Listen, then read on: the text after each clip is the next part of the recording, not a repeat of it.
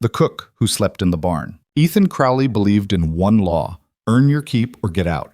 His Wyoming ranch ran like clockwork, cattle branded on time, workers paid to the penny, no room for weakness. Then came the October night he found his cook sleeping in the hay with two shivering children, surviving on table scraps while the main house sat warm and empty. In that frozen barn, surrounded by the smell of livestock and desperation, the most powerful rancher in Carbon County discovered that everything he thought he knew about strength was wrong. And the woman who'd been invisible to him for months was about to change everything he believed about what it meant to lead. If you're watching from anywhere in the world, drop your city in the comments below. I want to see how far Lydia's story travels. And if this opening grabbed you, hit that like button and settle in. This is a story about the courage it takes to ask for help, and the even greater courage it takes to truly see the people right in front of you. The Crowley Ranch stretched across 12,000 acres of Wyoming grassland, a kingdom of cattle and consequence where Ethan Crowley's word was absolute law. He'd built it from nothing, bought the land with money earned breaking horses, expanded it with ruthless efficiency, and maintained it with an iron fist wrapped in fair wages. Men respected him. Women avoided his direct gaze. And everyone, without exception, earned exactly what they deserved. At least that's what Ethan told himself every morning when he surveyed his domain from the porch of the main house, coffee steaming in the pre-dawn cold. October 1887 had arrived with unusual ferocity, bringing winds that stripped the cottonwoods bare and frost that came earlier each night. Ethan stood on that porch now, watching his breath cloud in the lamplight, mentally calculating winter provisions. 40 head of cattle needed moving to lower pasture. The north fence required repair before the first snow. And somewhere in the chaos of daily operations, he needed to address the persistent rumor that the railroad was planning to bypass Carbon County entirely. "Mr. Crowley?" His foreman, Jack Sullivan, appeared at the bottom of the porch steps, hat in hand despite the cold. "Got the count from yesterday's branding. 142, no losses." "Good." Ethan drained his coffee. "And the supply wagon?" "Due Thursday. I added extra flour to the order like you said." Ethan nodded. Jack was reliable, a quality worth more than gold in ranch work. "Tell the men breakfast in 20 minutes. I want the south herd moved before noon." Jack hesitated, unusual for a man who typically followed orders without question. "Sir, about the cook." "What about her?" "Nothing, sir, just... she's been working since 4 this morning. Thought you should know." Ethan frowned. "She's paid to cook, Jack. If she can't handle the work, she can say so." "Yes, sir." Jack replaced his hat and walked toward the bunkhouse, but something in his posture suggested disagreement.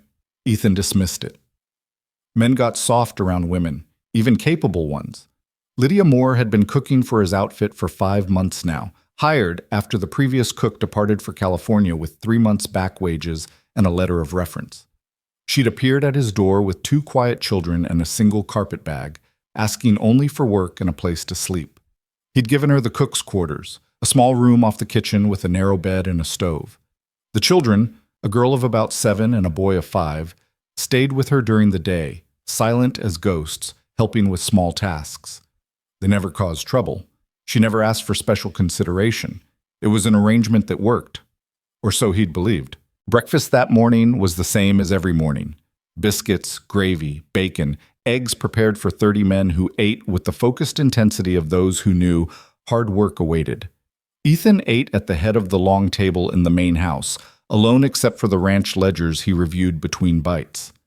Lydia moved through the kitchen with practiced efficiency, refilling platters, pouring coffee, her movements economical and precise. She was small, perhaps 5'3", with dark hair pulled severely back and a face that might have been pretty if it ever relaxed into anything resembling peace. Her dress was clean but worn, mended carefully at the seams. She wore an apron that had seen better days. She never spoke unless spoken to. She never met his eyes. And until Jack's comment that morning, Ethan had never wondered why. "More coffee, Mr. Crowley?" Her voice was quiet, carefully neutral. "No." He pushed his plate aside. "Jack says you've been working since 4. Her hand stilled on the coffee pot. "The bread needs an early start, sir. It's no trouble." "I didn't say it was trouble. I asked if it was true." "Yes, sir." Ethan studied her properly for the first time in weeks. There were shadows under her eyes, dark crescents that spoke of insufficient sleep. Her hands, wrapped around the pot handle, showed the redness of constant washing and heat exposure. And now that he was paying attention, he noticed the way she held herself, carefully, as though conserving energy for tasks yet to come. "Where are the children?" "In the kitchen, sir, peeling potatoes for supper." "They eat?" "Yes, sir. After the men." Something about that answer bothered him, though he couldn't articulate why. "See that they eat properly. Growing children need fuel." "Of course, sir." She refilled his coffee without being asked again, then disappeared back into the kitchen. Ethan returned to his ledgers, but the numbers blurred. Jack's hesitation. Lydia's shadows. The careful neutrality of her voice. Pieces of something he couldn't quite assemble into understanding. He pushed it aside. There was work to do. The day proceeded with its usual demands: cattle to move, fences to inspect, a dispute between two ranch hands over a borrowed saddle that required his intervention. By the time darkness fell, Ethan was bone-tired and covered in dust from a skittish mare who'd objected to being shod. He washed at the pump behind the house, the water ice-cold against his skin, then headed inside for supper. The kitchen was warm, fragrant with the smell of roasted meat and fresh bread. Lydia had outdone herself, a beef roast surrounded by potatoes and carrots, biscuits still steaming from the oven, and a dried apple pie that filled the room with cinnamon. "You eat yet?" he asked, taking his seat. "I will, sir, after cleanup." "Sit down. Eat now." She froze, uncertainty crossing her face. "Sir, It's not a request, Mrs. Moore. Sit. Eat." She obeyed, but chose the far end of the table as though proximity might offend. When she filled her plate, Ethan noticed the portions, small, almost apologetic. A single slice of roast, 3 small potatoes, half a biscuit. "That all you're taking?" "It's sufficient, sir." "Sufficient for what? A bird?" He pushed the platter toward her. "You're thin as a rail." "Take more." She added another potato, but her hand trembled slightly. Ethan frowned. Fear? Of what? Him? He'd never raised his voice to her, never criticized her cooking, never given her reason to be afraid. They ate in silence, the clink of silverware against china the only sound. Lydia finished quickly, rising to clear dishes before he'd half finished his own meal. "Where are the children?" he asked. "Sleeping, sir. In our quarters." "They eat enough?" "Yes, sir."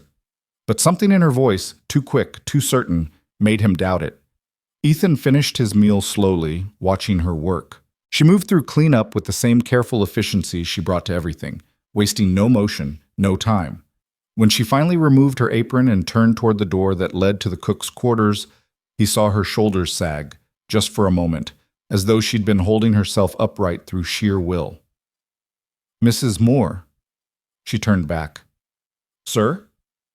"Jack mentioned you've been starting early, that going to continue." "The work requires it, sir." "What I'm asking is whether you need help. Another pair of hands in the kitchen." Her eyes widened, genuine alarm flashing across her features. "No, sir. Please. I can manage. I can do the work. I promise." The fear in her voice was unmistakable now. Not fear of him, he realized, but fear of being replaced, fear of losing this position. "I'm not questioning your ability," he said carefully. "I'm asking if the work is reasonable for one person." "It's reasonable, sir." "I'm grateful for the position. Very grateful." She fled before he could respond, disappearing through the door to her quarters with a speed that suggested escape. Ethan sat alone in the dining room, surrounded by the remains of an excellent meal, and felt the uncomfortable stirring of something he hadn't experienced in years: doubt. 3 hours later, he couldn't sleep. It wasn't unusual. Ethan often spent late nights reviewing accounts or planning the next season's operations. But tonight, restlessness drove him from his bed and out onto the porch, where the October air bit through his shirt and the stars burned cold and distant overhead. The ranch was quiet, most buildings dark. Lamplight still glowed in the bunkhouse, where the night shift would be preparing for their rounds. From somewhere in the distance came the lowing of cattle, a sound as familiar as his own heartbeat. Then he saw it. Movement in the barn, visible through the partially open door. Just a flicker, there and gone. Ethan's hand moved automatically to the rifle he kept by the door. Cattle thieves were rare but not unheard of, and a man protected what was his. He crossed the yard silently, his boots making no sound on the hard-packed earth. The barn door stood open perhaps 6 inches. Through the gap, he could see lamplight, not the bright glow of a lantern, but the dim flicker of a single candle. He pushed the door wider, rifle ready. What he saw made him freeze. Lydia Moore sat on a pile of hay in the corner of the barn, wrapped in a thin shawl, with her 2 children pressed against her sides. The girl, Sarah, he thought her name was, slept with her head in her mother's lap. The boy, Thomas, was awake, his eyes huge and solemn in the candlelight. Between them lay the remains of a meal, 2 biscuits, broken into careful pieces, a tin cup with what looked like milk, and Lydia's portion, nothing but crumbs. She hadn't seen him yet. She was singing so quietly he almost couldn't hear it, one hand stroking Sarah's hair while the other held Thomas against her. The song was wordless, just a melody, but it carried such aching tenderness that Ethan felt like an intruder witnessing something sacred. Around them, arranged with heartbreaking precision, were the signs of habitation. A folded blanket, singular, thin, inadequate for 3 people. A crate that held their possessions, 2 small dresses, a boy's shirt, a hairbrush, and a single book. Another crate serving as a makeshift table, holding a candle stub, a tin plate, and a cup. They were living here, in his barn, sleeping on hay while the cook's quarters, the room he'd shown her, the room he'd assumed she occupied, remained empty. Ethan's hands tightened on the rifle. Not anger, horror. Thomas saw him first. The boy's body went rigid, his eyes filling with the kind of fear that comes from experience with men who arrive angry in the night. Lydia's head snapped up, and in the candlelight, Ethan saw her face transform from tender to terrified. She stood so quickly Thomas tumbled from her lap. "Mr. Crowley, we were just—" "How long?" His voice came out harsh, made rough by the tightness in his chest. "Sir, please, I can explain. How long?" She pulled both children behind her, a futile gesture of protection. Sarah was awake now, clinging to her mother's skirt. "Since I arrived, sir, I'm sorry. I know I should have said something, but I didn't want— I couldn't— The room I gave you, the cook's quarters. It was too much, sir." The words tumbled out in a rush. I assumed you'd want it for someone else, someone more important. The barn is fine. We're warm enough. I haven't neglected my duties. I promise you, the work comes first, always. Please don't—" She stopped, unable to finish the sentence. "Don't fire me. Don't throw us out. Don't take away the one thing standing between us and complete destitution." Ethan set the rifle down, moving slowly so as not to frighten them further. "You thought the room was too much?" "Yes, sir. For the cook. The person who feeds 30 men 3 meals a day, who starts work at 4 in the morning and finishes after dark. You thought a bed and a stove were too much." Lydia's silence was answer enough. Ethan looked at the children, at Sarah's too thin face, at Thomas's wary eyes, at the careful way they held themselves, as though trying to take up as little space as possible. He looked at the single blanket, at the crate of meager possessions, at the biscuit crumbs that represented their dinner. And he looked at Lydia, seeing her clearly for the first time. Not an efficient cook, not a quiet employee who never caused trouble, but a woman who'd been surviving on the edge of collapse for 5 months while he paid her fair wages and congratulated himself on his generosity. "Get the children," he said quietly. "Bring everything. You're coming to the main house." "Mr. Crowley, please." "Now, Mrs. Moore." She flinched but obeyed, gathering the blanket and the crates with shaking hands. Sarah clung to her skirt. Thomas picked up the candle, his small face solemn. Ethan led them across the yard, acutely aware of the spectacle they made. The ranch owner in his shirt sleeves, the cook and her children trailing behind like refugees. Light still glowed in the bunkhouse, and he knew by morning the entire outfit would know what he'd found. Let them know. Let them see what he'd been too blind to notice. The main house was dark except for the embers in the kitchen stove.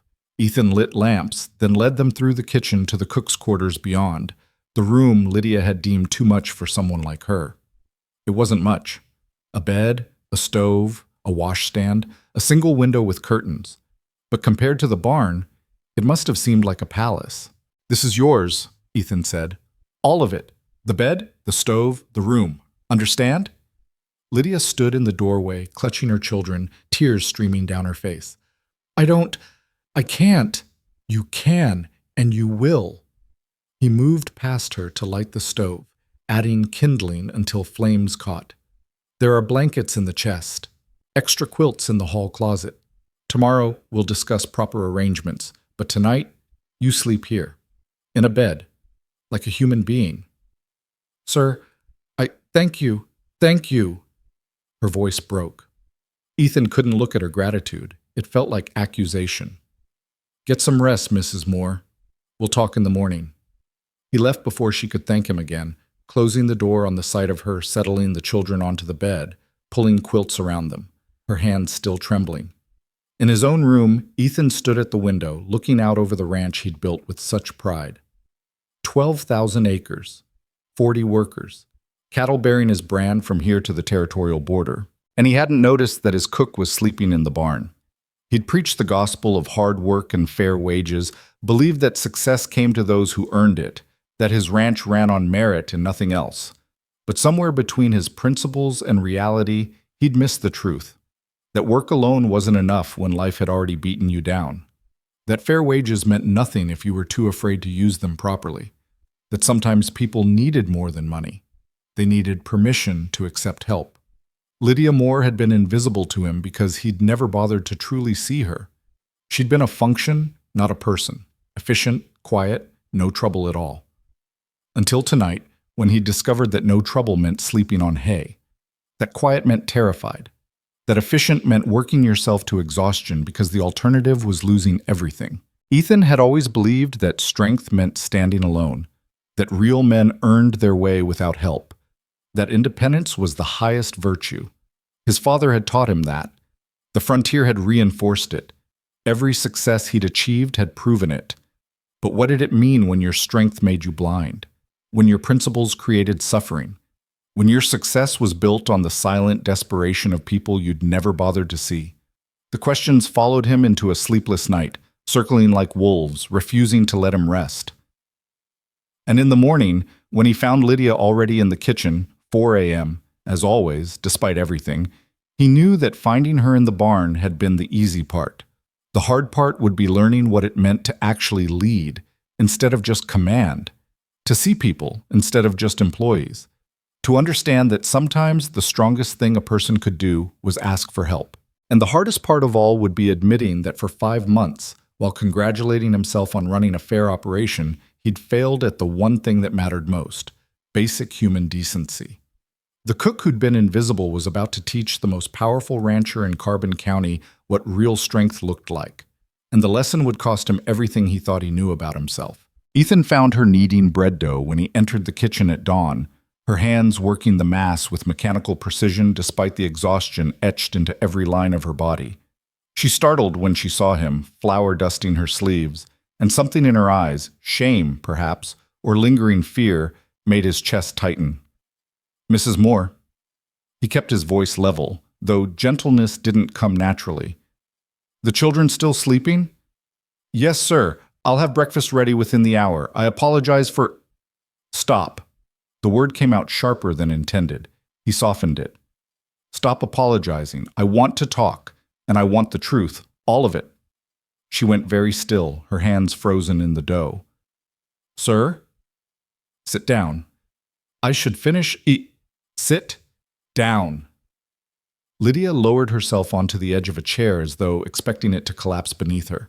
Her hands twisted in her apron, leaving white fingerprints on the fabric. Ethan pulled out the chair across from her, the scrape of wood against wood loud in the quiet kitchen. "How long were you planning to sleep in that barn?" he asked. Her throat worked. "I didn't plan it, sir. It just happened." "Explain that to me. Because from where I'm sitting, a woman doesn't choose hay over a bed unless something's broken in how she sees the world, or how the world's treated her." The words seemed to hit her physically. She flinched, then looked down at her ruined hands. When she spoke, her voice was barely audible. My husband died 14 months ago, Samuel. He worked at the lumber mill in Rawlins. Ethan waited, letting silence do the work words couldn't. There was an accident. A chain broke on the loading platform. 3 men died. Her voice remained flat, factual, as though describing someone else's tragedy. The mill owner said it was worker negligence, refused to pay death benefits, said Samuel should have checked the equipment himself. And you were left with nothing. Worse than nothing. Samuel had borrowed money to buy tools, thinking it would mean better wages. When he died, the debt came due. The bank took our house, our furniture, everything we owned except what I could carry. She paused, her fingers plucking at her apron. I found work where I could, cleaning houses, taking in laundry, but it wasn't enough. Not for 3 people. Landlords don't rent to widows with children when you can barely make the deposit. So you came here. I heard ranches sometimes needed cooks. I thought if I could just prove I was capable, if I could show I wouldn't be trouble, maybe... She trailed off, then forced herself to continue. I couldn't afford lodging in town, so I slept rough for 3 days before I got the courage to knock on your door. When you showed me the room, I thought you were testing me, seeing if I'd be presumptuous enough to take it. Ethan felt something cold settle in his stomach. Testing you. Men like you don't give rooms to people like me, sir. Not without expecting something in return, or thinking we don't deserve it, or... She stopped, color rising in her cheeks. I didn't want you to think I was taking advantage, so I used the room to store our things during the day, kept it clean in case you checked, and went to the barn at night where I belonged. Where you belonged. He repeated the words, tasting their bitterness. You believed you belonged in a barn. I believed I belonged wherever wouldn't get us thrown out, sir. The kitchen fell silent except for the tick of the stove and the distant sounds of the ranch waking. Through the window, Ethan could see Jack moving toward the bunkhouse, probably wondering why breakfast was delayed. The normal rhythm of the ranch continuing while his understanding of everything crumbled. The wages I've been paying you, he said carefully. Where did they go? Lydia's hands stilled. I'm paying back Samuel's debts. The creditors found me here. They agreed to take half my wages until it's settled. The rest goes to... She stopped. To what? Savings, sir. For when you don't need me anymore. So we have something to fall back on. Ethan leaned back in his chair, the wood creaking under his weight. All these months, he'd been paying her fair wages, congratulating himself on his generosity, while she funneled half to creditors and saved the rest against the day he'd inevitably cast her out. While she fed his men feasts and her children biscuit crumbs. While she worked herself to exhaustion and slept on hay because she believed that's what she deserved. Who are these creditors? Sir? Names. Who's taking half your wages for your husband's debt? Fear flashed across her face. Mr. Crowley, please don't interfere. If they think I've complained, they'll demand everything immediately. I can't. Names, Mrs. Moore. Mom, she gave them reluctantly. A banker in Rawlins, a tool supplier, a merchant who'd extended credit for household goods. Ethan committed each to memory, along with the approximately amounts she still owed. It wasn't a fortune, maybe $300 total, but to a woman earning $15 a month and living in a barn, it might as well have been the national debt. Starting today, he said, your wages increased to $25 a month. The room you slept in last night is yours permanently. You and the children take your meals with the men, full portions, same as everyone else. And I'm advancing you $400 against future wages to settle those debts. Lydia's face went white. No, sir. I can't accept. It's not a request. It's charity. The words burst from her with unexpected force. I won't take charity. I won't be pitied. I've managed this long without sleeping in a bed, without feeding your children properly, without asking for help even when you're drowning. Ethan kept his voice level, but steel ran beneath it. What you call charity, I call paying a fair wage for skilled work. What you call pity, I call fixing a situation I should have noticed months ago. You don't understand. Tears welled in her eyes, though she fought them. The moment I accept help, I become helpless. The moment I stop standing on my own, I prove everyone right. That widows are burdens, that I can't manage, that I'm weak. And who told you that? The question came out gentler than he'd intended. Who convinced you that needing help makes you weak? She looked away, but not before he saw the answer in her face. Everyone. The banker who'd taken her house. The mill owner who'd blamed Samuel. The landlords who'd turned her away. The town that had watched her fall and offered nothing but judgment. The world had taught Lydia Moore that survival meant silence, that asking for help was admission of failure, that people like her didn't deserve basic dignity. And she'd learned the lesson so well, she'd chosen to sleep in a barn rather than accept a room she'd been explicitly offered. Ethan stood, moving to the window. Outside, the ranch was coming to life.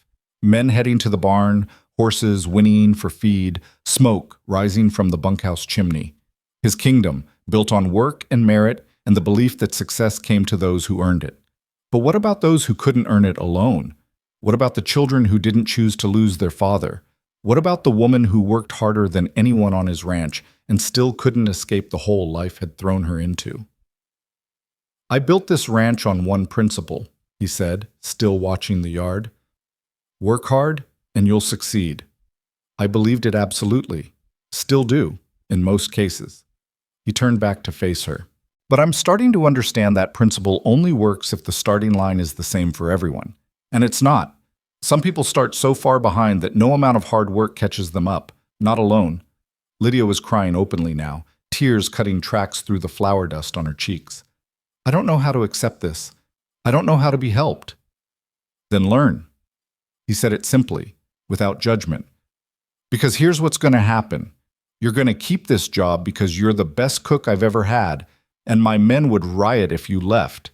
You're going to live in that room because it's yours by right, not charity. You're going to take the wage increase because you're worth it, and you're going to use the advance to clear those debts because no one should profit from your husband's death. And if I say no, then I'll fire you and give you the $400 as severance. He let that sink in.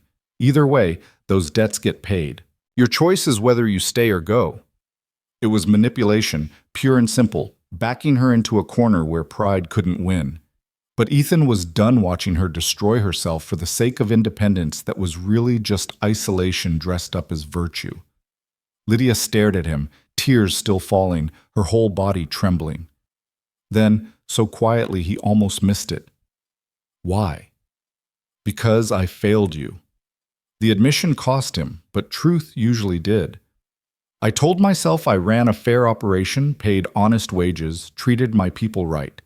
But I never looked past the surface.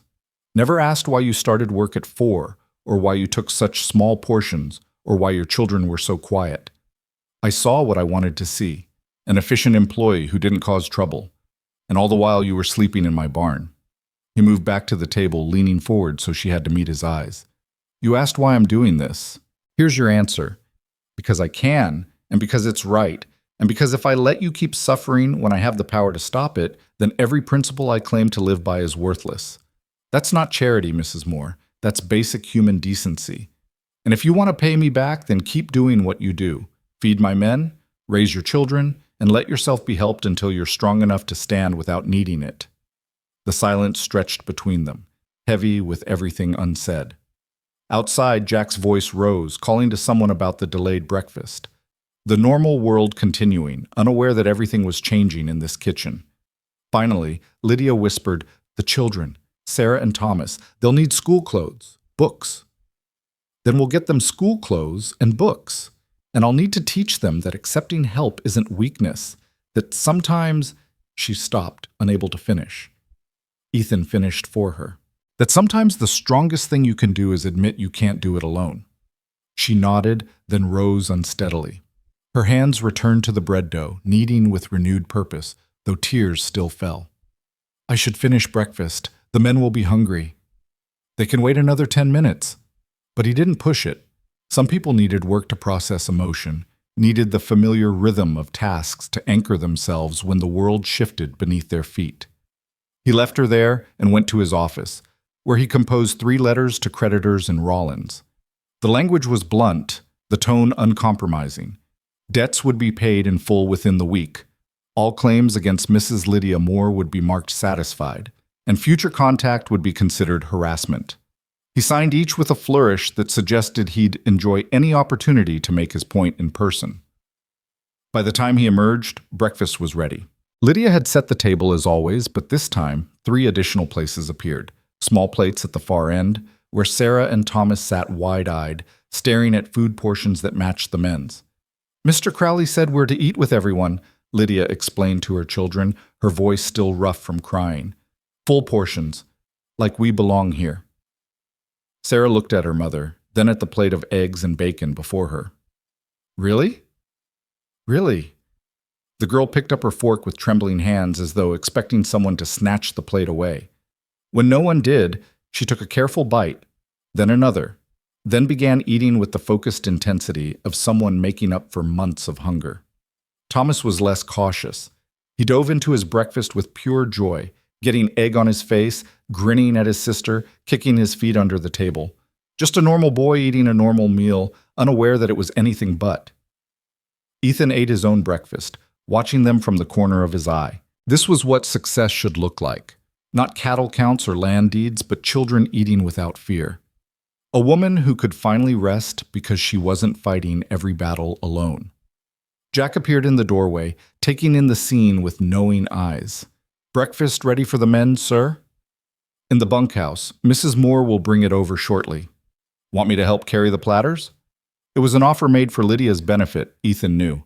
Jack had probably suspected something was wrong for weeks, maybe months, and been powerless to address it without overstepping his position.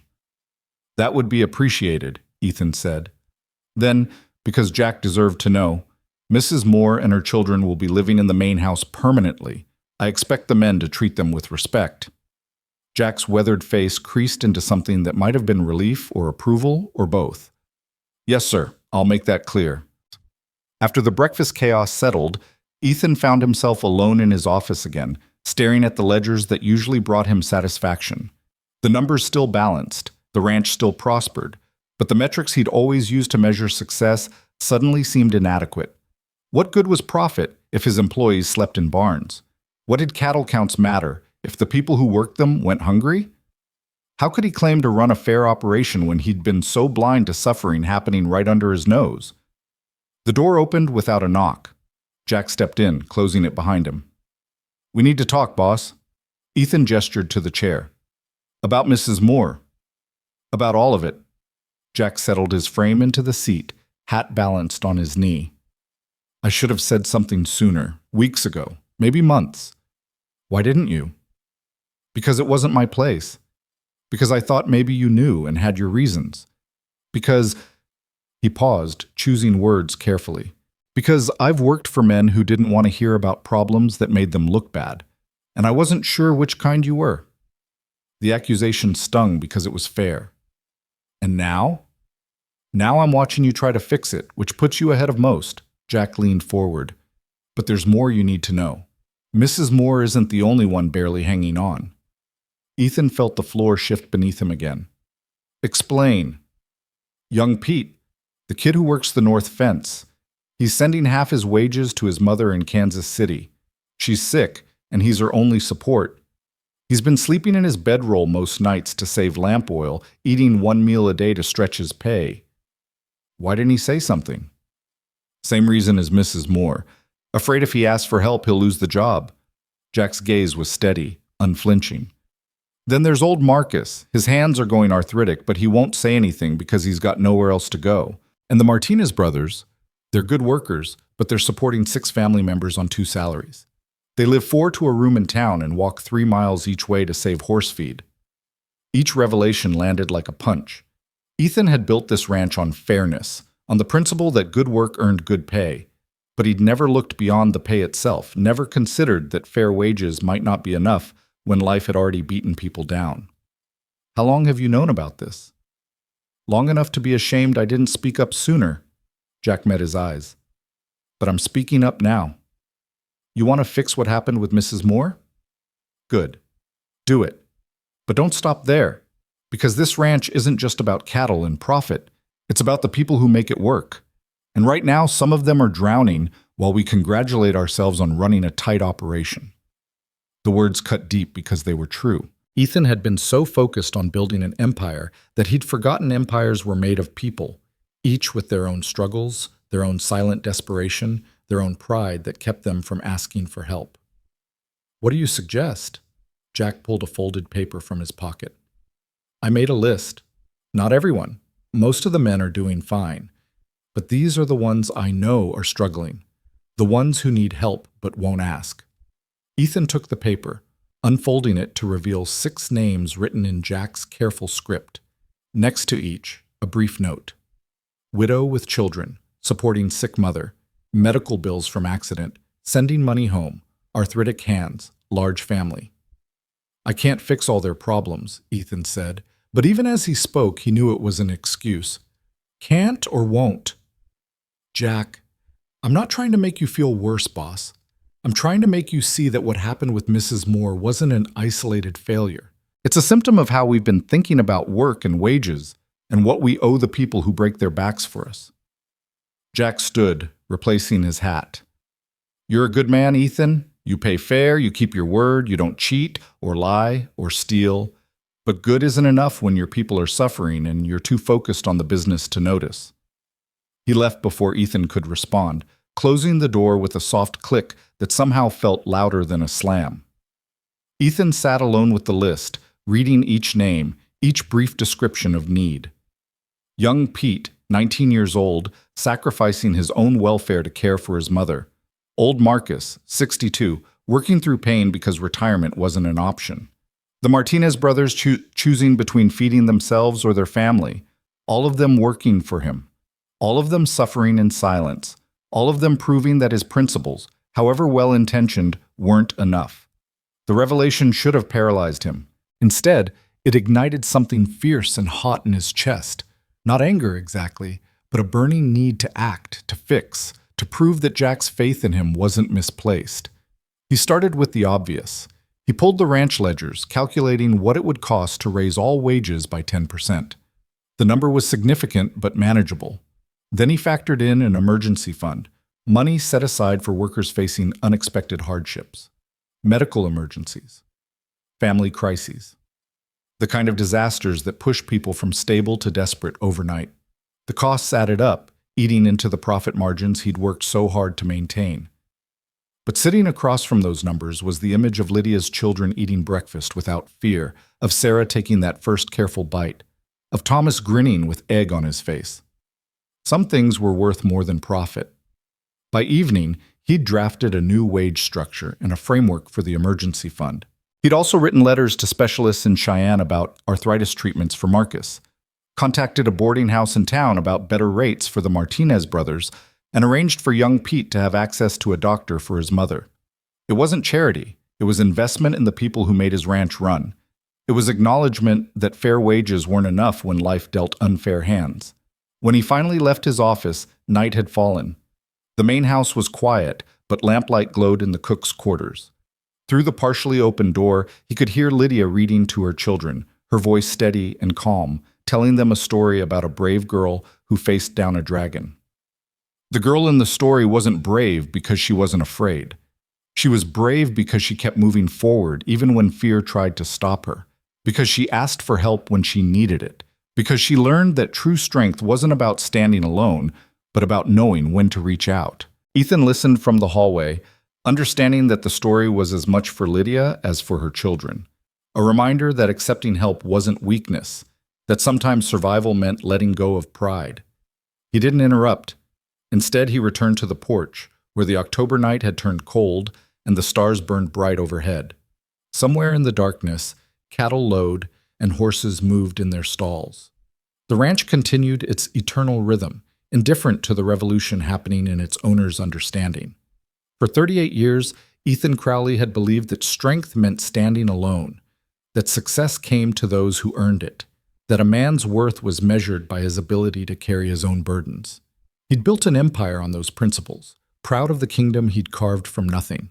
But tonight, standing in the cold with the sound of a woman reading to her children drifting from the house behind him, he understood that everything he'd built was hollow if it was built on the suffering of people too proud or too afraid to ask for help. Real strength wasn't about standing alone. It was about building something strong enough that no one had to. Tomorrow he'd call a meeting with all his workers. He'd announce the wage increases, the emergency fund, the new policies designed to catch people before they fell. He'd face their surprise, their skepticism, maybe even their suspicion.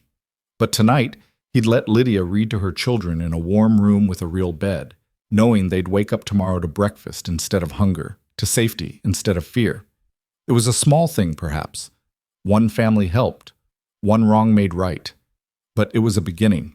And for a man who'd spent his whole life believing he had all the answers, learning that he'd been asking the wrong questions felt like the start of something that might actually matter.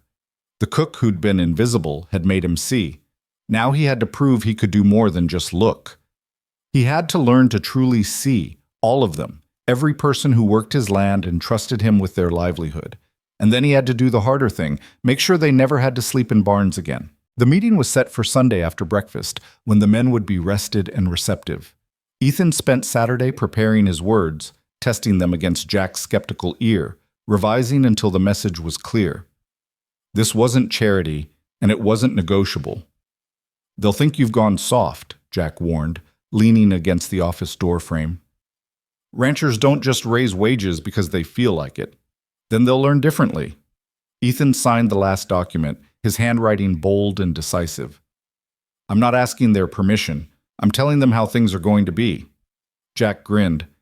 "There's the stubborn bastard I know. Just remember, some of these men have pride too. They won't want handouts any more than Mrs. Moore did. Which is why I'm framing it as business, not benevolence." Ethan stood, rolling his shoulders to ease the tension. "Fair compensation for skilled labor. Safety net for emergencies. Smart investment in the people who make this ranch profitable. And if they don't believe you, then I'll spend however long it takes making them believe." He moved to the window, watching Lydia cross the yard with her children, all three dressed in clothes that actually fit, Sarah's new dress catching the morning light. "I've spent 38 years building a reputation for being hard but fair. About time I proved the fair part means something." Sunday morning arrived with frost coating every surface, turning the ranch into something crystalline and temporary. Ethan stood on the porch as the men gathered in the yard, their breath steaming in the cold air, faces weathered and cautious. They knew this wasn't a normal gathering. Word had spread about Lydia and the barn, about the boss finding his cook sleeping on hay, about changes coming. 37 men, ranging from young Pete with his unlined face to old Marcus with hands that shook when he thought no one was watching. They'd built this ranch alongside him, trusted him with their labor and loyalty, and now stood waiting to learn whether that trust had been misplaced. Ethan descended the steps slowly, letting the silence build. When he spoke, his voice carried across the frozen yard without needing to shout. "Most of you know I found Mrs. Moore living in the barn. What you don't know is why." He paused, making sure every eye was on him. She was terrified. Terrified that asking for the room I'd already given her would make her seem presumptuous. Terrified that accepting help would prove she couldn't handle the job. So terrified of losing this position that she chose hay over a bed, chose going hungry so her children could eat, chose silence over dignity. A few men shifted uncomfortably. Others stared at their boots. I told myself I ran a fair operation, paid honest wages, treated people right. Ethan's voice hardened. But fair wages don't mean much when someone's already drowning in debt from a dead husband. Honest work doesn't help when you're sending half your pay to sick family and sleeping in your bedroll to save lamp oil, and treating people right is worthless if I'm too blind to see when they're suffering. Young Pete's head snapped up, color draining from his face. Marcus's shaking hand stilled. The Martinez brothers exchanged glances. "So here's what's changing, effective immediately." Ethan pulled the document from his coat. "All wages increase 10%. No exceptions. An emergency fund is established. Any man facing medical costs, family crisis, or unexpected hardship can apply for assistance. No interest, repayment on terms you can manage, or forgiven entirely if circumstances warrant." Silence greeted the announcement, heavy and uncertain. "Furthermore," Ethan continued, "living conditions will be reviewed. Any man wants better housing arrangements. You talk to Jack. We'll figure it out. Medical issues affecting your work, you tell me. We'll find solutions. Family situations requiring accommodation, speak up. I can't fix problems I don't know exist. Sir? Young Pete's voice cracked slightly. Why? It was the same question Lydia had asked, and it deserved the same honest answer.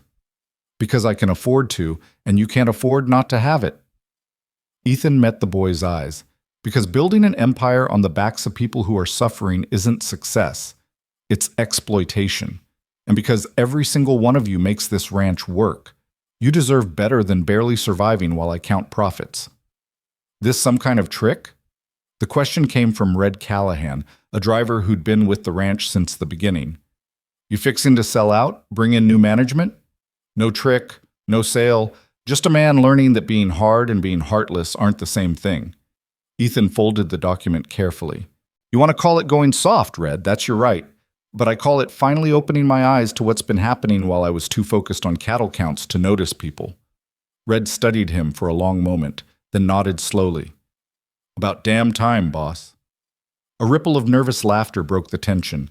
Men began murmuring to each other, processing the news, testing its reality against their expectations. One more thing, Ethan said, quieting them. Mrs. Moore and her children live in the main house now, permanently.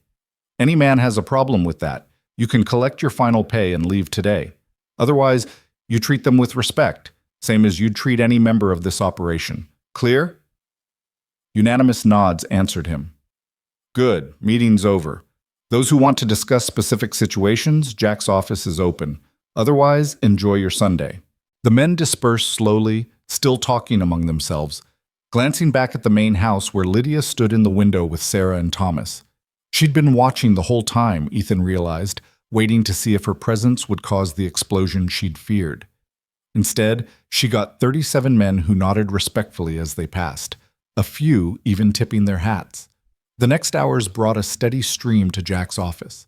Young Pete, stammering out his mother's situation, nearly crying when told the ranch would cover her medical bills and give him time off to visit. Old Marcus, admitting his hands hurt so badly some mornings he could barely grip a rope, listening in stunned silence as Ethan explained about the specialist in Cheyenne. The Martinez brothers, reluctant and proud, finally accepting help securing better housing. Each conversation followed the same pattern: resistance, disbelief, eventual acceptance. Each man carried the same fear Lydia had worn, that asking for help meant admitting weakness, that accepting it meant proving they couldn't stand alone. And each time, Ethan delivered the same message. Needing help isn't weakness, it's being human. By evening, he was exhausted, not from the work itself, but from the weight of stories he'd never known, suffering he'd never seen. Silent desperation that had existed right under his nose while he congratulated himself on running a model operation. He found Lydia in the kitchen, preparing supper, her movements more relaxed than he'd ever seen them. Sarah was setting the table, chattering about a book Jack had lent her. Thomas played with wooden blocks in the corner, building and toppling towers with innocent joy. Mr. Crowley, Lydia's voice was steady now, the tremor of constant fear finally gone. I wanted to thank you for the meeting, for what you said. You heard? Every word. She wiped her hands on her apron. You didn't have to defend us like that. Yes, I did. Because if I'd let anyone question your place here, I'd be perpetuating the same thinking that put you in that barn. He moved to the window, watching the last light fade from the sky. How are you settling in, really? It's strange, she admitted. Sleeping in a bed, eating full meals, not waking up terrified every morning that this is the day you'll decide I'm not worth the trouble. She paused. Sarah asked me yesterday if this is permanent, if we really get to stay. What did you tell her? That I don't know how to believe in permanent anymore, that every good thing I've had has been taken away, so trusting this feels like inviting disaster. Her voice dropped. But I'm trying. For them, if not for myself. Ethan turned to face her. I need you to understand something, Mrs. Moore. What happened to you, losing your husband, losing your home, being forced to survive on scraps while creditors circled? That wasn't your fault. You didn't fail. The system failed you. The system? Bitterness crept into her tone. The system is just people making choices. The mill owner chose profit over safety. The bank chose foreclosure over compassion. The creditors chose harassment over mercy. Those were human decisions, Mr. Crowley, not some abstract force. You're right. He acknowledged it without defensiveness. And I made the choice not to see, not to ask, not to look past the surface and notice that my cook was sleeping in a barn. So where does that leave us? Lydia was quiet for a moment, her hand still on the counter. It leaves us here, in this kitchen, with you trying to fix what you didn't know was broken and me trying to learn how to let you. She met his eyes. That's more than most people get, more than I ever expected. Is it enough? It's a start. She returned to her cooking, but something in her posture had shifted, less defensive, more open. The creditors sent responses to your letters. All three agreed to your terms. The debts will be paid in full by week's end. Good. It's too much money, sir. $400 for my debts, wage increases for the men, medical bills for young Pete's mother. You're spending a fortune fixing problems that aren't your responsibility. Aren't they? Ethan challenged. These people work for me. Their well-being is absolutely my responsibility. The only question is whether I choose to acknowledge it or hide behind the excuse that I'm paying fair wages so nothing else matters. Most men would choose to hide. Most men are cowards. He said it flatly, without heat, and I'm done being one of them. The words hung in the air between them, heavy with implication. Lydia studied him with those dark, knowing eyes, seeing past the gruff exterior to the truth beneath. This wasn't about money. It was about a man confronting everything he'd believed about strength and success and discovering it was built on sand. Sarah wants to go to school, Lydia said softly. She's already reading at a 6th grade level, but she needs proper education, social interaction with children her age, a chance at something better than… She stopped. Better than what? Better than me. Better than cooking in someone else's kitchen, living on someone else's charity, terrified every moment that it'll all disappear. Ethan moved closer, his voice gentle but firm. What you do isn't shameful, Lydia. Cooking, caring for your children, surviving against impossible odds, that's not something to escape from. It's something to be proud of. She flinched at his use of her first name, but didn't correct him. Pride doesn't pay for education, or medical care, or security. No, but money does, and I have it, and you're going to let me use it to send Sarah to school and Thomas to a tutor when he's ready, and whatever else those children need to have the future their father would have wanted for them. He paused. Not as charity, as investment in 2 smart children who deserve every opportunity. Why do you keep doing this? The question came out raw, almost angry. Why do you keep pushing past every wall I put up, refusing to let me maintain the distance that keeps me safe? Because distance isn't keeping you safe. It's keeping you isolated. Ethan leaned against the counter, his weathered face serious.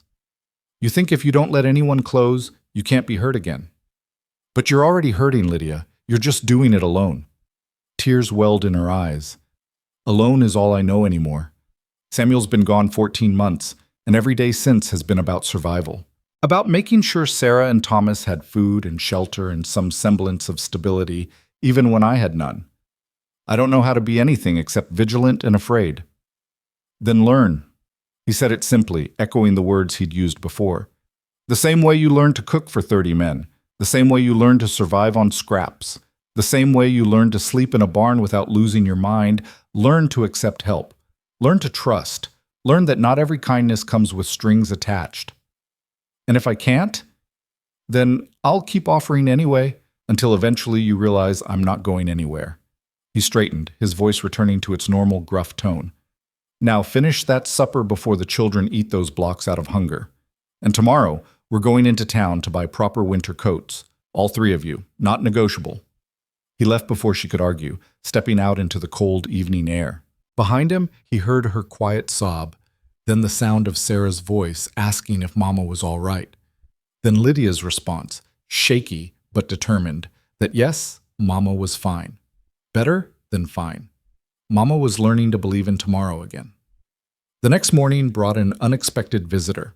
A man arrived in a polished carriage, dressed in expensive clothes that marked him as someone important from somewhere else.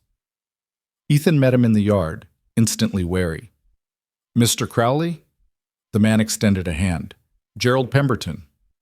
I represent the Wyoming Cattlemen's Association. Ethan shook briefly, his grip firm. What brings you out here, Mr. Pemberton? Words reach Cheyenne about your new policies. Wage increases, emergency funds, improved housing. Pemberton's smile was polished and empty. Quite generous. Also quite concerning to some of your fellow ranchers. Concerning how? When one operation raises wages substantially, others face pressure to match, creates instability in the labor market, makes it difficult to maintain profit margins across the industry. Pemberton pulled a cigar from his pocket, lit it without asking permission. Several association members asked me to have a friendly conversation about the broader implications of your decisions. Ethan felt anger spark, hot and immediate. Let me make sure I understand. Other ranchers are upset that I'm paying my workers more, so they sent you to pressure me into maintaining the status quo that keeps men desperate enough to accept whatever scraps they're offered. I wouldn't phrase it quite so crudely. How would you phrase it? Pemberton's smile thinned. The industry operates on certain accepted standards. Disrupting those standards, however well-intentioned, creates chaos. Men start expecting more, demanding more. Suddenly you're facing labor disputes, walkouts, organized resistance. You mean suddenly workers might realize they have power and owners might have to treat them like human beings instead of interchangeable parts? Ethan stepped closer, his voice dropping to something dangerous. Tell your association members I don't give a damn about their profit margins. Tell them if they can't afford to pay fair wages and maintain decent conditions, they're in the wrong business. And tell them if they don't like it, they're welcome to come tell me themselves instead of sending a fancy errand boy. Pemberton's face flushed. You're making enemies, Crowley. Powerful ones. I've been making enemies my whole life. Haven't lost sleep over it yet.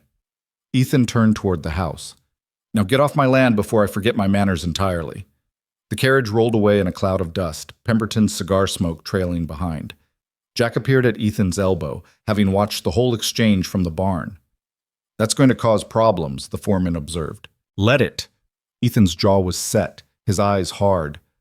I didn't build this ranch by caring what other people thought. Not about to start now.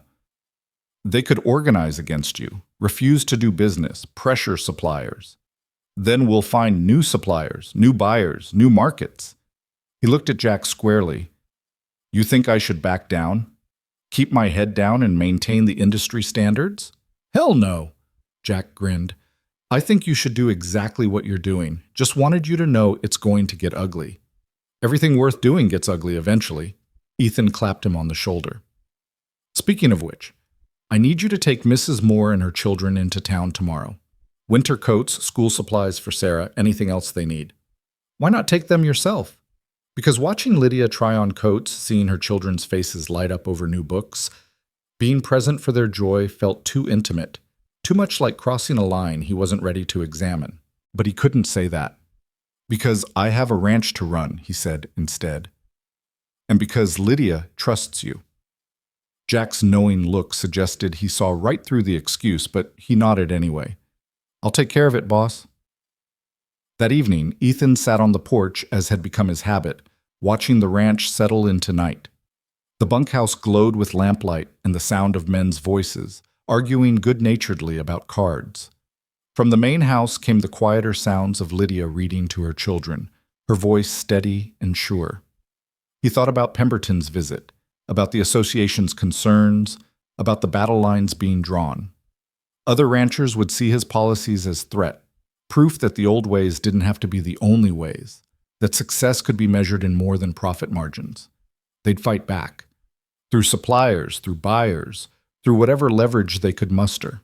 They'd try to force him back in line, make an example of what happened when someone broke ranks. Let them try. Ethan Crowley had built this ranch from nothing, survived drought and hard winters and cattle thieves and economic downturns.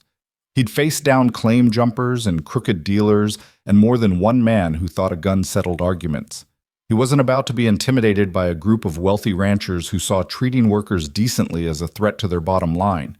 But as he sat there in the growing dark, he understood this fight would be different. It wasn't about land or money or pride. It was about whether the future would be built on the old model, success through exploitation, strength through isolation, Profit through paying people just enough to keep them desperate, or whether something new was possible. Something where success lifted everyone, where strength came from community, where profit didn't require someone else's suffering. The door opened behind him. Lydia stepped onto the porch, wrapped in a shawl against the cold. "The children are asleep," she said quietly. "First night Sarah hasn't had nightmares in months." "Good."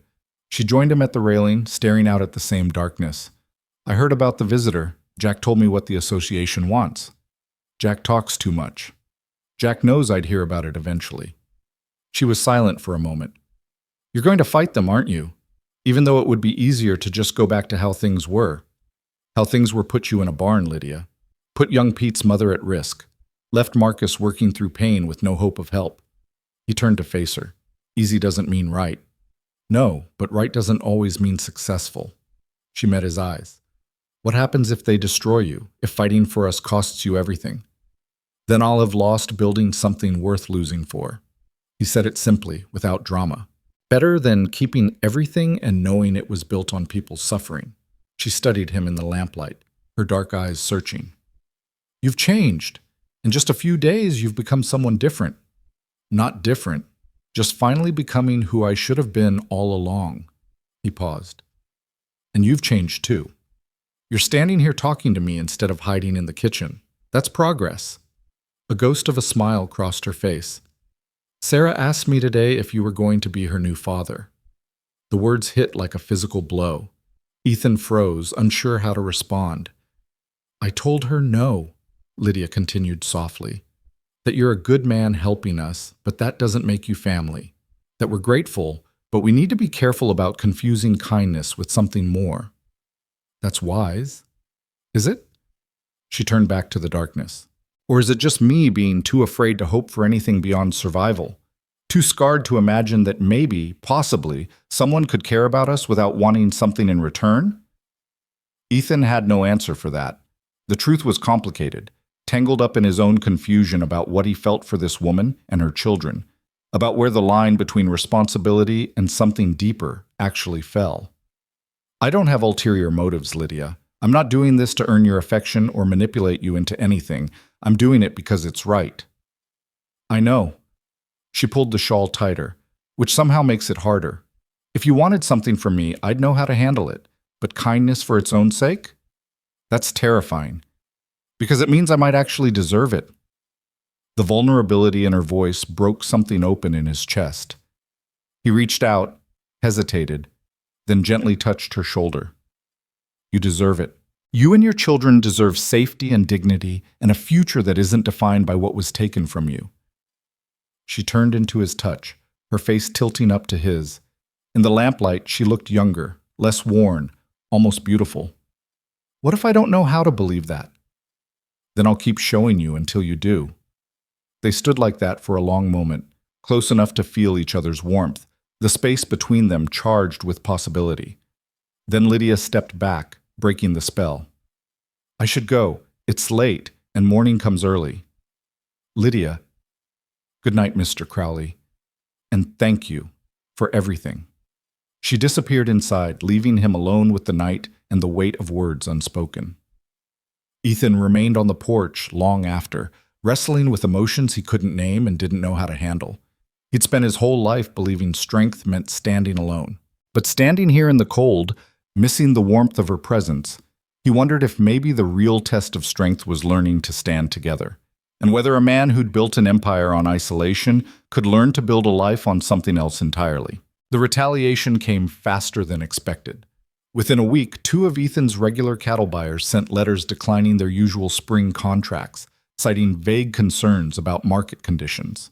A supplier in Cheyenne suddenly couldn't fulfill orders for winter feed, suggesting he try elsewhere. And the bank that held the ranch's operating line of credit requested a meeting to discuss terms. Jack laid the letters on Ethan's desk with a grim expression. "It's starting." Ethan read each one carefully, noting the careful language that never quite stated the real reason. "Pemberton works fast. Question is, how far are they willing to push this? As far as it takes to make an example of me." Ethan tossed the letters aside. "They can't have one rancher proving their model is wrong. It threatens everything they've built. So what do we do?" Find new buyers, new suppliers. Show them we don't need their approval to run our operation. He stood, moving to the window where he could see Lydia hanging laundry with Sarah's help, the girl chattering animalously while her mother smiled. And we don't blink, not for a second. But finding new buyers proved harder than expected. The association's reach extended further than Ethan had anticipated, and word spread quickly that doing business with Crowley Ranch meant inviting scrutiny from powerful interests. Suppliers were polite but firm in their refusals. Buyers expressed regret but couldn't commit to contracts. Even the feed store in town, owned by a man Ethan had known for 15 years, apologetically explained that he couldn't extend credit anymore. "They're trying to strangle us," Jack said, after the 5th rejection. "Cut off our resources until we're forced to capitulate. They're underestimating how stubborn I can be." But Ethan felt the pressure building. Winter was coming. Cattle needed feed. Men needed wages. And the emergency fund he'd established was already being tested as workers dealt with their accumulated hardships. The bank meeting confirmed his fears. The manager, a thin man named Whitmore, who'd always been cordial, sat behind his desk with obvious discomfort. "Mr. Crowley, I'll be direct. The board has concerns about your recent policy changes. They represent significant ongoing expenses that could affect your ability to service debt." "My ability to service debt has never been in question," Ethan replied evenly. "The ranch is profitable and will remain so." "Perhaps. But the board feels your current trajectory is unsustainable." Whitmore shuffled papers nervously. "They're requesting you reduce the line of credit by half and provide additional collateral for the remainder." It was a death sentence disguised as prudence. Cutting the credit line would cripple his operating flexibility. Providing additional collateral would tie up assets he needed for expansion. And everyone in the room knew it. The board or the Cattlemen's Association? Whitmore's silence was answer enough. "Tell your board I'll have their money within 30 days, all of it." Ethan stood, his chair scraping loudly. "And then you can explain to them how refusing credit to the most profitable ranch in Carbon County was a sound business decision." He walked out before Whitmore could respond, his jaw tight with controlled fury. Outside, the November air bit through his coat, but the cold was nothing compared to the ice settling in his chest. Paying off the credit line meant liquidating assets, selling cattle before they were ready, possibly letting men go. Everything he'd just promised to protect. Jack was waiting at the ranch when he returned, along with an unexpected visitor. Young Pete stood in the yard, hat in hands, his face pale but determined. "Sir, I heard about the bank, about the buyers pulling out." The boy's voice shook slightly. "I want you to know, whatever you need to do, I understand. If you have to let some of us go to make ends meet, I'll volunteer first." "Like hell you will," Ethan said sharply. "I didn't promise to take care of you just to throw you back out when things got difficult." "But sir, my mother's bills, the medical costs, that's a lot of money. Money you might need for what? Proving to a bunch of cowards that they can bully me into abandoning the people who work for me?" Ethan's voice carried across the yard. "Your mother gets her treatment, Pete. You keep your job. That's not negotiable." Other men had emerged from the bunkhouse, drawn by the raised voices. They stood in a loose semicircle, faces weathered and worried, understanding that the promises made barely 2 weeks ago were already being tested. Red Callahan stepped forward, his massive frame solid as oak. "Boss, we've been talking. The wage increase? The emergency fund? That's real generous. But if keeping it means risking the whole operation, maybe we could—" "No." Ethan cut him off. "I made commitments. I keep them." "Even if it costs you everything?"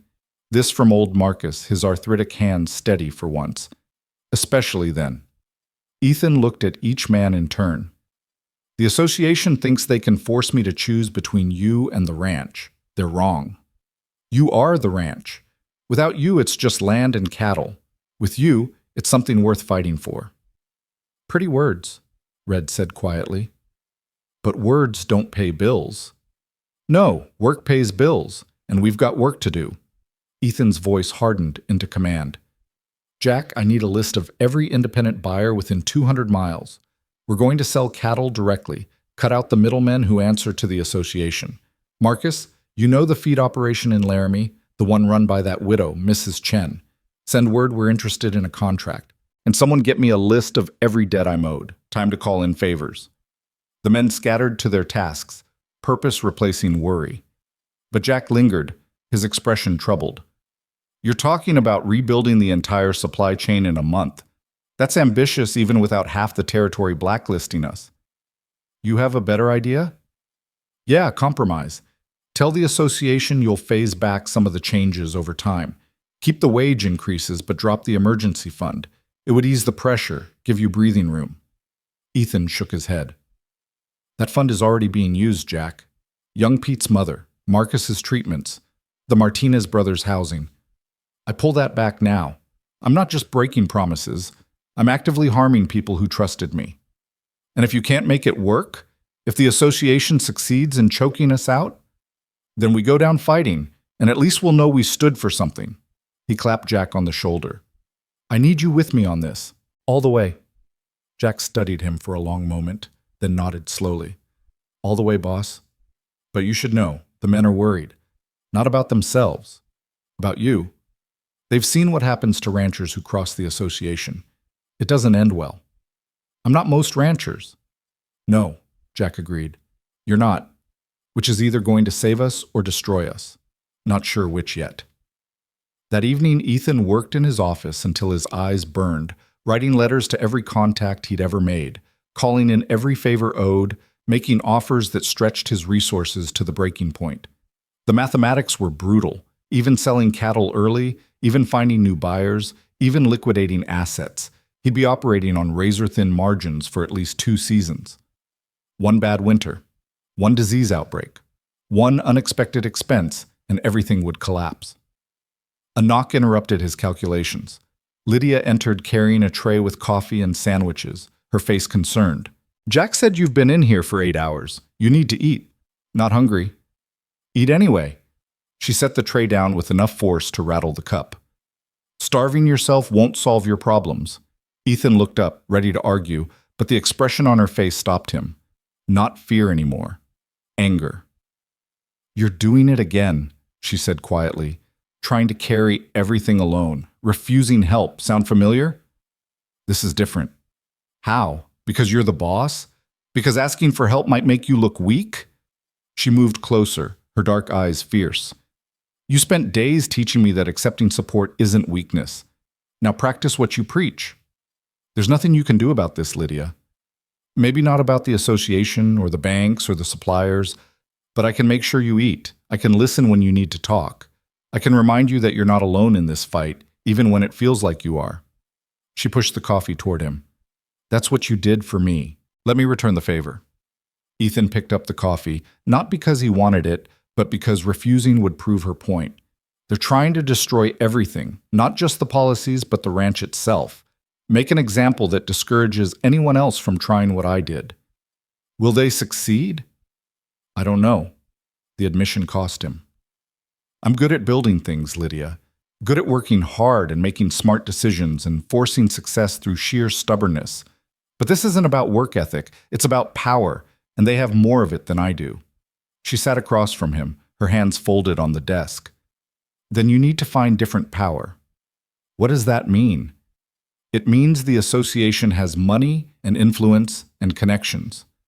But you have something they don't. You have people who believe in what you're doing. Workers who are loyal because you've proven you care about them. A community that's watched you change and respects the courage it took. She leaned forward. Use that. Stop fighting their fight and make them fight yours. Ethan stared at her, mind racing. She was right. He'd been approaching this as a business battle, trying to match the association's resources with his own, playing by their rules on their territory. But what if he changed the game entirely? The territorial legislature, he said slowly. They've been talking about labor reform, worker protections. Most ranchers oppose it because it would limit their power. But you wouldn't. No. I could testify in favor, publicly support regulations that protect workers from the kind of exploitation the association depends on. He stood, energy returning. It wouldn't solve the immediate problem, but it would shift the battlefield. Force them to fight on multiple fronts instead of just targeting me. It would also make you even more of a target. I'm already a target. He moved around the desk, standing close enough to see the flecks of gold in her dark eyes. Thank you for the food, for the advice, for not letting me wallow in self-destructive isolation. We're even then. You pulled me out of a barn. I'm pulling you out of your own head. She stood, but didn't step back. Ethan, can I ask you something? The use of his first name sent warmth through his chest. Anything. Why are you really doing this? And don't say it's just about what's right. There's something more, something personal. He considered deflecting, maintaining the professional distance that had always served him well. But she'd been honest with him, brutally so, sharing her deepest fears and vulnerabilities. She deserved the same. My father, he said quietly. He was a ranch hand. Worked himself to death for wages that barely kept us fed. When he got sick, the owner refused to pay for a doctor, said it wasn't his responsibility. My father died when I was 14, and my mother had to sell everything we owned just to bury him. Lydia's hand found his, her grip warm and solid. I swore then that when I had my own ranch, I'd be different. I'd pay fair wages, treat people honestly, never let profit come before human decency. He laughed bitterly. But somewhere along the way, I forgot the difference between fair wages and actual care. I became the kind of boss who pays on time and thinks that's enough. Who doesn't look past the surface because it's easier not to know. Until you found me in the barn. Until I found you in the barn, he confirmed, and realized I'd become exactly what I swore I'd never be. Someone who let people suffer because it was convenient to ignore them. She stepped closer, her free hand rising to touch his face, the gesture so unexpected and intimate that he froze. You're not your father's boss, Ethan. You saw the problem, and you're fixing it, even when it costs you everything. That takes more courage than most people have. Or more stubbornness than sense. Maybe both. A smile flickered across her face. But I'm grateful for it. Sarah's enrolled in school now. Thomas has warm clothes and enough food. I sleep in a real bed without terror that tomorrow it'll all disappear. That's because of you. They stood like that, hands clasped, her palm warm against his cheek, something unspoken building between them. Then Sarah's voice called from the kitchen, asking about tomorrow's lessons, and the moment shattered. Lydia stepped back, color rising in her cheeks. I should go. The children need supper. Lydia. Good night, Ethan. She fled, leaving him alone with the cold coffee and half-eaten sandwich and the lingering warmth of her touch. Ethan returned to his desk, but the numbers blurred, his mind occupied with the realization that somewhere between finding her in the barn and fighting to protect her, his feelings had evolved into something far more complicated than responsibility. The next morning brought unexpected news. Jack burst into the kitchen during breakfast, waving a telegram. It's from Mrs. Chen in Laramie. She'll supply all our winter feed at cost, and she's got contacts with independent buyers interested in our cattle. He grinned. Says any enemy of the Cattlemen's Association is a friend of hers. How did she know about our situation? Word travels fast in the territory. Apparently, several smaller operations have been watching your fight with interest. They're tired of the association's control too. Ethan read the telegram carefully, noting the carefully coded language that suggested more support than just feed contracts. She's organizing resistance. Looks that way. And she's not alone. Jack pulled out more messages that had arrived with the morning mail. Independent operators from 3 counties reaching out. They want to coordinate, maybe form their own cooperative outside association control. It was exactly what Lydia had suggested, changing the battlefield, using different power. The association had money and influence, but they'd created their strength by maintaining monopolistic control. Break that control, and their power fractured. Set up a meeting, Ethan decided. Everyone who's interested in building an alternative. We'll host it here. That's dangerous, boss. Bringing them all together, making yourselves a unified target, let them target us. Better a unified target than isolated victims getting picked off one by one. He stood, mind already planning logistics. We'll need accommodations, food for potentially dozens of people, security in case the association tries something stupid. Lydia had been listening from the kitchen doorway. I can handle the food, and there are enough rooms in the main house for key delegates. Others can use the bunkhouse. This could get ugly, Lydia. If the association sees this as a direct challenge, then let them see it. Her voice was steady, determined. You think I don't understand what you're risking? You're fighting to protect not just me, but everyone like me. People who've been ground down by a system that treats them as disposable. If there's a way I can help that fight, I'm taking it. Sarah appeared at her mother's side, her young face serious.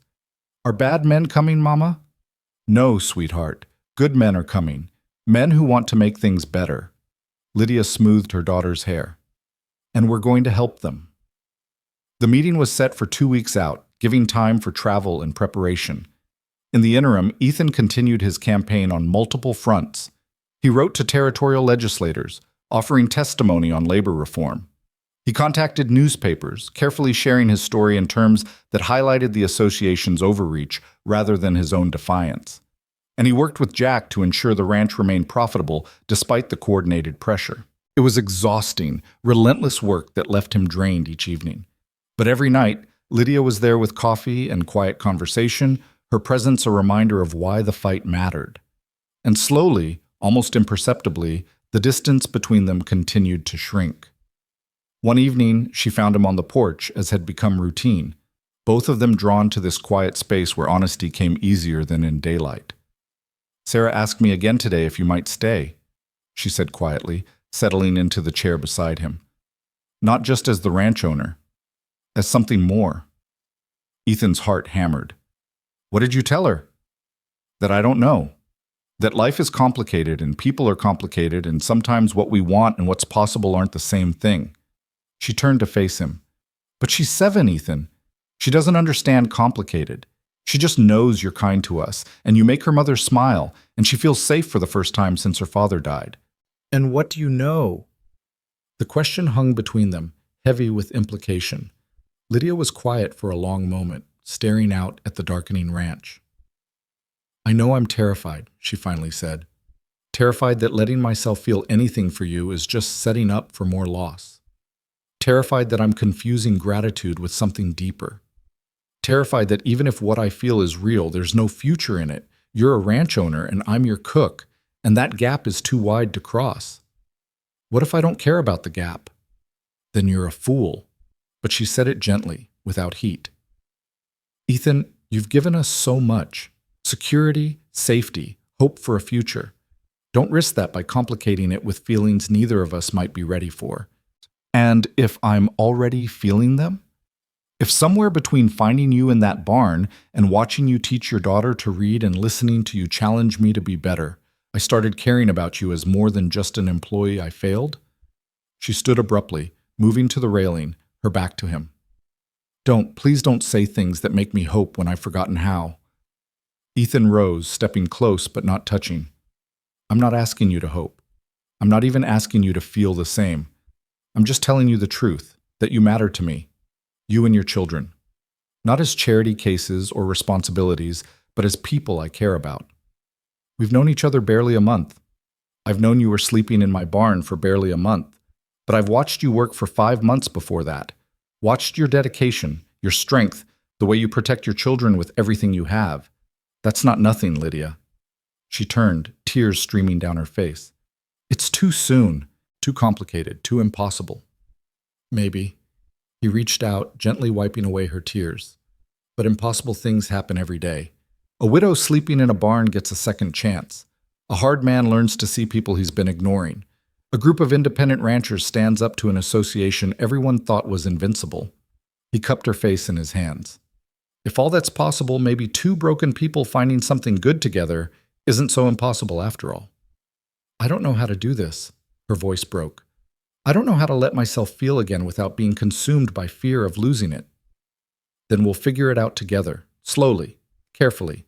No pressure, no expectations, just 2 people who've both learned the hard way that being strong doesn't mean being alone. She leaned into his touch, her eyes closing. What if I fail you? What if I can't be what you need? The only thing I need is for you to be honest with me. About what you feel, what you fear, what you need. Everything else, we'll work out as we go. For a moment, Ethan thought she might pull away, retreat back into the safety of distance and professional boundaries. But then she stepped closer, her hands finding his chest, her forehead resting against his shoulder. "I'm so tired of being afraid," she whispered. "Tired of measuring every word, every action, every hope against the certainty that it'll all be taken away. I know. But I'm also terrified of what happens if I stop being afraid. If I let myself believe this could be real. That's the risk." He held her carefully, as though she might shatter. "But maybe some risks are worth taking." They stood like that as darkness fell completely. Two people who'd spent so long protecting themselves, learning what it meant to lower their defenses. It wasn't a declaration or a promise. It was just a moment of vulnerability, of possibility, of two wounded souls finding tentative comfort in each other. When Lydia finally pulled back, her face was composed again, though her eyes still shone with unshed tears. "The meeting. The rancher's coming here. That has to be your focus right now, not this. I'm capable of focusing on multiple things. Maybe, but I'm not." She stepped away, putting professional distance between them again. "I need time, Ethan. Time to make sure what I'm feeling is real and not just gratitude or fear of being alone or some broken part of me grasping at the first kindness I've been shown in months." It stung, but he understood. "Take all the time you need. And you need to win this fight, because if the association destroys you, everything you've built, everything we've started to believe in, collapses with it." She was right, and they both knew it. Whatever was growing between them was fragile, dependent on the foundation of security and safety he'd created. If that foundation crumbled, so would everything else. "I won't let them win," he said quietly. "Not for my sake. For all of us." Lydia nodded, then disappeared inside, leaving him alone with the weight of promises made and the understanding that he was fighting for more than just principle now. He was fighting for the possibility of a future that included her. Them. A family cobbled together from broken pieces, but no less real for it. And he'd be damned if he let the Cattlemen's Association or anyone else take that away. The ranchers arrived on a cold December morning, their wagons and horses filling the yard until the ranch looked like a small town. 23 operations represented, from single-family homesteads to mid-sized ranches, each one bearing the scars of the association's control. Ethan stood on the porch watching them gather, aware that what happened in the next few hours would determine not just his future, but the future of everyone who dared to believe change was possible. Mrs. Chen from Laramie was first through the door, a compact woman in her 60s with sharp eyes and a handshake like iron. "Mr. Crowley, your reputation precedes you." "Good reputation or bad?" "Depends who's talking." She smiled grimly. "The association calls you a dangerous radical. Everyone else calls you the first man with enough spine to stand up to them. I'll let you decide which matters more." The meeting convened in the main house, ranchers crowding into the dining room where Lydia had set up coffee and food. Ethan stood at the head of the table, acutely aware of the weight of their expectations. "Most of you know why we're here," he began without preamble. "The Cattlemen's Association has controlled this territory for 20 years through monopolistic practices, price fixing, and coordinated pressure on anyone who steps out of line. They've built their power on our compliance, and they maintain it through fear. Fear that's justified, but," a rancher named Hendricks interjected. "They destroyed the Martinez operation last year, blacklisted them so thoroughly they had to sell at a loss and leave the territory. Which is exactly why we need to act collectively." Ethan leaned forward. "Alone, we're vulnerable. Together, we represent enough production to create our own market, our own supply chains, our own leverage. They can't destroy all of us without destroying the industry itself." "You're talking about forming a competing association." This from Mrs. Chen, her tone thoughtful rather than skeptical. "I'm talking about forming a cooperative. Democratic governance, transparent practices, and a commitment to treating workers as human beings rather than expendable resources." He pulled out the documents he'd spent weeks preparing. Fair wages, workplace protections, emergency support for families facing hardship, standards that benefit everyone except those profiting from exploitation. The room erupted in discussion, voices overlapping as ranchers debated feasibility, risk, and the mechanics of such an undertaking. Ethan let them talk, understanding they needed to process the audacity of what he was proposing. Finally, An older rancher named Morrison stood. Son, what you're describing sounds fine in theory, but theory doesn't pay bills. The association controls the railheads, the major buyers, the banks. How do we compete with that? By going around them. Ethan unrolled a map of the territory. We established direct relationships with buyers in Denver, Cheyenne, even as far as Kansas City. We pool resources to negotiate better rates with independent suppliers. We create our own credit union so we're not beholden to banks that answer to the association. He met Morrison's eyes. It won't be easy. It'll require trust, cooperation, and everyone pulling their weight. But it's possible. And if they retaliate? Hendricks asked. If they come after us the way they came after you? Then we make sure the territorial legislature knows about it. I've been in contact with several representatives who are very interested in regulating monopolistic practices. The association's power depends on operating in shadows. We drag them into the light, make their tactics public, and suddenly they're the ones on defensive footing. Mrs. Chen smiled. You've thought this through. I've had motivation. Ethan glanced toward the kitchen where Lydia worked with Sarah's help preparing the midday meal. The association tried to punish me for treating my workers like human beings. That's not a system worth preserving. It's one worth tearing down and rebuilding into something better. The debate continued for hours, ranchers dissecting every aspect of the proposal, raising objections and suggesting modifications. But gradually, consensus emerged. Not unanimous, 3 ranchers ultimately declined to participate, unwilling to risk association retaliation. But 20 operations committed to the cooperative, representing enough collective power to challenge the existing order. By evening, they drafted articles of organization, elected Mrs. Chen as interim chair, and established committees to handle logistics, marketing, and political advocacy. Ethan felt something shift in the room as agreements were signed. Not just hope, but determination. These were people who'd spent years accepting the association's dominance as inevitable. Now they were choosing to fight back. As the meeting broke up, Morrison approached Ethan privately. You know they won't let this stand. The association will come at us hard. Let them come. We're ready. Are you? The old rancher's eyes were shrewd, because from where I'm standing, you've put a target on your back the size of Wyoming, and targets have a way of getting hit. I'm aware of the risks. Good. Just make sure whatever you're fighting for is worth what it's going to cost. Morrison glanced toward the kitchen again. That cook of yours, the one with the children, heard about the barn. That what this is really about? Ethan stiffened. This is about doing what's right. Maybe, but a man doesn't usually tear down the whole system just on principle. Usually there's something personal driving him, someone he's trying to protect. Morrison clapped him on the shoulder. Not criticizing, son, just saying make sure she knows what you're risking for her. Women don't always appreciate being fought over when they'd rather have a say in the battle. The words stayed with Ethan long after Morrison left. Was that what he was doing? Fighting for Lydia without asking if she wanted to be fought for? Using her as justification for a war that might destroy everything she'd finally found? He found her in the kitchen after the last rancher departed, washing dishes with methodical efficiency while Sarah dried and Thomas carefully stacked plates. That went well, she said without turning around. Mrs. Chen seems formidable. She is. This cooperative has a real chance because of her. Ethan moved to help, picking up a towel. But Morrison made a good point about the risks I'm taking and whether I have the right to take them. What did he say? That I should make sure you know what I'm risking, that maybe you deserve a say in whether I'm fighting this battle. Lydia's hand stilled in the soapy water. The battle isn't about me, Ethan. It's about changing a system that harms everyone.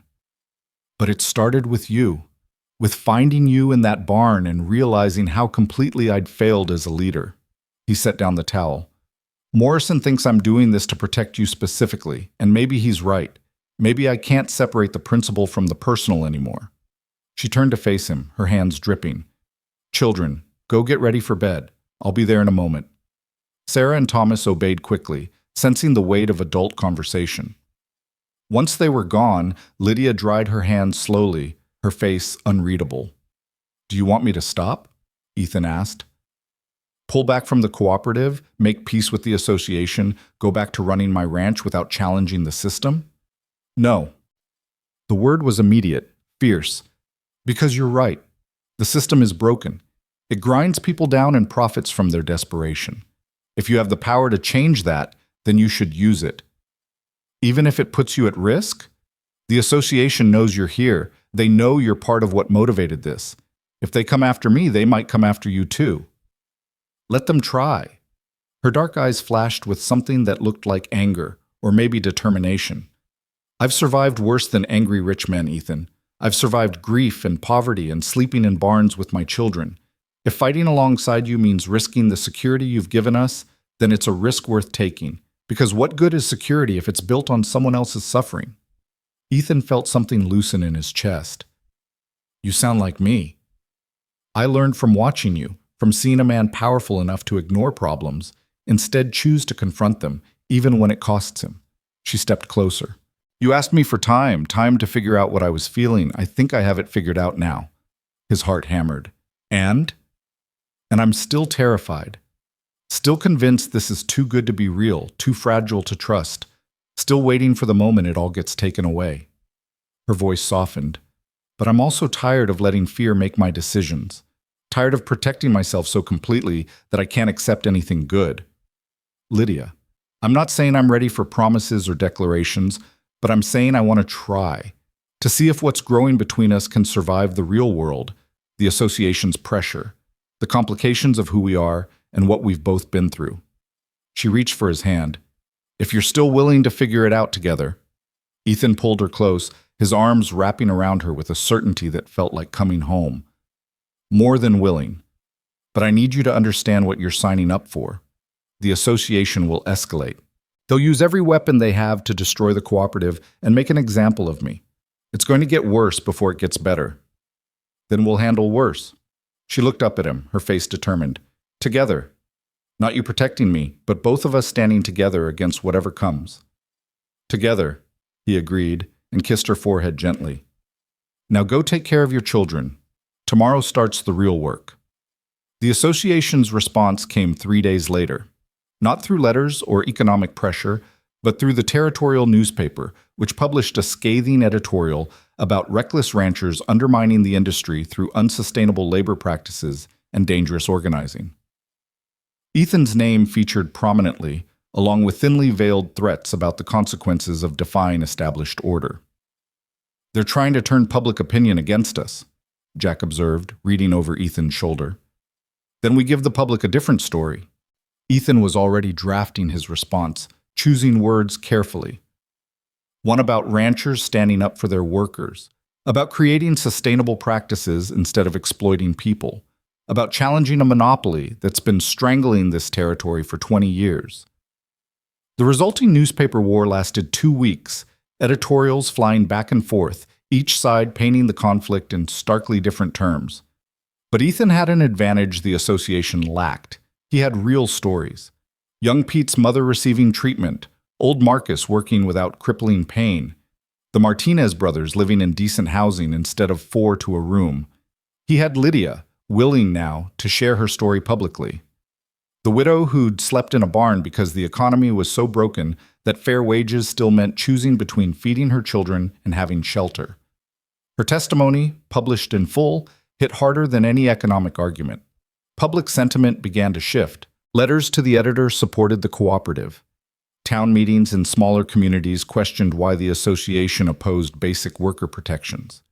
And crucially, 3 territorial legislators publicly endorsed investigating monopolistic practices in the cattle industry. The association tried to counter with their own stories, their own arguments about economic stability and the dangers of radical reform. But their position was fundamentally defensive, built on protecting privilege rather than advancing justice. And in the court of public opinion, justice was winning. Then came the offer. Pemberton appeared again, this time without his polished smile, his expensive suit somehow less imposing in Ethan's office. The association is prepared to make a deal, he said bluntly. Drop the cooperative, stop the public campaign, return to standard industry practices. In exchange, we'll restore your business relationships, forgive the credit line issue, and provide a substantial financial incentive. How substantial? $50,000. Pemberton laid the bank draft on the desk. Plus guaranteed contracts for 5 years at premium rates. You could triple your operation size, become one of the largest ranches in the territory. Ethan stared at the draft. It was more money than he'd make in a decade of normal operations. Enough to expand dramatically, secure his future, ensure Lydia and her children wanted for nothing. All he had to do was abandon everyone who'd trusted him to lead this fight. Tell me something, Pemberton. This offer, it's not really about me, is it? It's about stopping the cooperative before it gains real momentum. The association is willing to be generous to those who see reason. And those who don't? Pemberton's face hardened. Then they learn expensive lessons about the cost of defiance. So it's bribery followed by threats. That's your negotiating strategy? Ethan pushed the draft back across the desk. Here's my counteroffer. The association dissolves its monopolistic practices, agrees to industry-wide labor standards, and submits to territorial oversight. In exchange, we don't push for criminal investigations into price fixing and collusion. You're in no position to make demands. Really? Because from where I'm sitting, public opinion is turning against you, legislators are paying attention, and 20 ranches are ready to compete outside your control. You're losing power, Pemberton. That's why you're here with bribes instead of threats. Pemberton stood, his composure cracking. You're making a mistake, Crowley. A very expensive one. I've made plenty of mistakes. This isn't one of them. Ethan remained seated, projecting confidence he didn't entirely feel. See yourself out. After Pemberton left, Jack entered from where he'd been listening in the hallway. That was either brilliant or suicidal. Not sure which. Maybe both. Ethan rubbed his face tiredly. But taking that money would mean betraying everyone who's counting on us. Young Pete, Marcus, the Martinez brothers, all the workers who finally have hope things might get better. And Lydia. He looked at Jack. How do I look her in the eye if I sell out the principles I convinced her to believe in? You don't, which is why you didn't take the money. Jack settled into a chair. But Pemberton's right about one thing. They're going to escalate, and when they do, it'll be ugly. The ugliness came faster than expected. 2 days later, a fire broke out in the north pasture, destroying winter feed stores worth thousands of dollars. The marshal ruled it accidental, but the timing was suspicious. Then a fence was cut, letting cattle scatter across 3 properties. More accidents that weren't quite accidents, each designed to create expensive problems. Ethan responded by hiring additional security and documenting everything meticulously. If the association wanted war, he'd make sure there was a paper trail for the investigators he was certain would eventually get involved. But the attacks took their toll. Money that should have gone to expanding operations went to repairs and security. Time that should have been spent building the cooperative went to managing crises. And the stress wore on everyone. One night, Ethan found Lydia on the porch, her face drawn with worry. Sarah had a nightmare, she said quietly. About bad men coming to take us away. She heard the ranch hands talking about the fire, the cut fences. She's scared. Ethan sat beside her, guilt heavy in his chest. I'm sorry. I never wanted this fight to touch your children. It's not your fault. It's the fault of men who'd rather destroy than change. She leaned against his shoulder. But I won't lie and say I'm not frightened too. Not for myself, but for Sarah and Thomas. They've finally started to feel safe, to believe in tomorrow. And now that's threatened again. I can end this. Take the association's offer, make peace, ensure your security. No, her voice was firm, because that security would be built on surrender, on the knowledge that we only have safety because you abandoned everyone else who needs the same thing. I can't live with that, Ethan, and neither can you. Even if it means putting your children at risk? My children are at risk as long as the system stays broken. Maybe not immediate risk, but long-term risk. What happens when they're grown and need work? When they face employers who see them as disposable? When they have their own families to protect and no safety net exists? She sat up, taking his hands. You're not just fighting for us right now. You're fighting for the world Sarah and Thomas will inherit. That's worth risking temporary security for. Her words steadied him, reminded him why this mattered beyond personal stakes. But that night, he doubled security anyway. And when Sarah had another nightmare, he sat with her until dawn, telling stories about brave people who stood up to bullies and won. The breakthrough came from an unexpected source. A young journalist from Denver arrived at the ranch, representing a progressive newspaper interested in the territorial labor disputes. His name was Michael Reeves, and he had sharp eyes and an agenda. "I've been investigating the Cattlemen's Association for 6 months," he explained over coffee in Ethan's office. "Price fixing, blacklisting, coordination with banks to deny credit to non-compliant ranchers. I have documentation, but I need someone willing to go on record with first-hand experience." "How detailed is your documentation?" Reeves pulled out a file thick with papers. "Meeting minutes I obtained from a disgruntled former member. Financial records showing coordinated pricing. Testimony from ranchers they've destroyed. It's all there. Proof of systematic monopolistic practices and probable criminal conspiracy." Ethan read through the documents carefully, his anger building with each page. This wasn't just business being conducted aggressively. It was organized crime dressed up as industry standards. "What do you need from me?" "Your story, the wage increases, the emergency fund, the association's retaliation. I want to write about a rancher who stood up for his workers and got targeted for it. Make it personal. Make it real." "And then what?" "Then I publish in Denver, send copies to every newspaper in the territory, and make sure the territorial legislature and the territorial attorney general both get comprehensive briefings." Reeves leaned forward. "I can't promise it'll destroy the association, but I can promise it'll seriously damage their credibility and give investigators cause to dig deeper." Ethan considered the risks.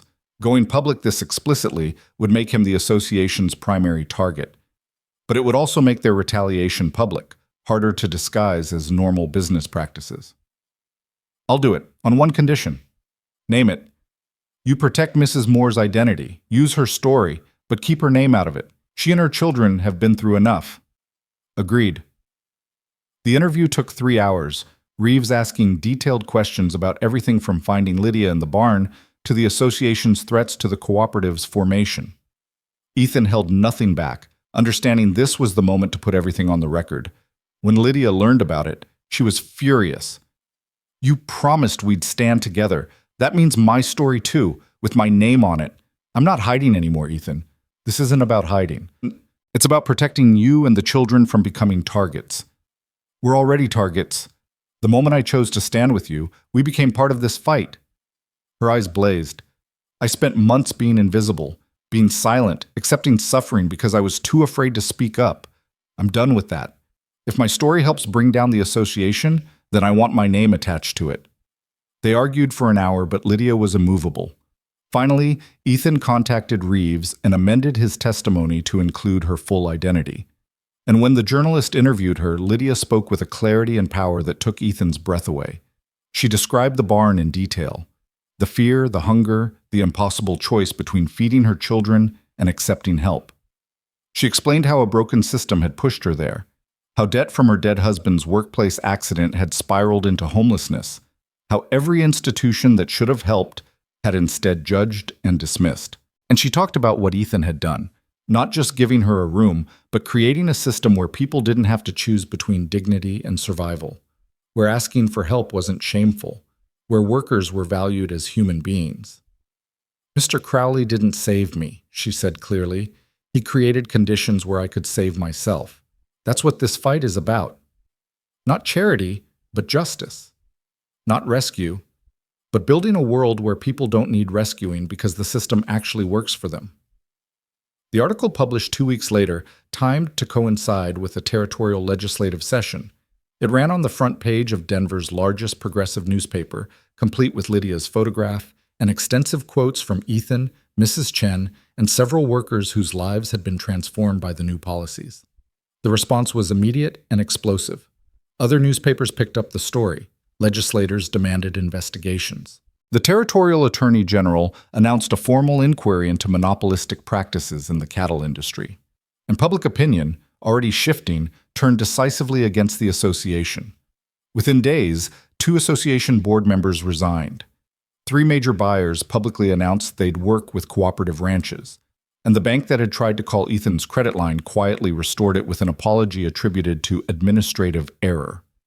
Pemberton appeared one last time, but not with threats, with surrender. "The association is prepared to negotiate," he said, his earlier arrogance completely absent.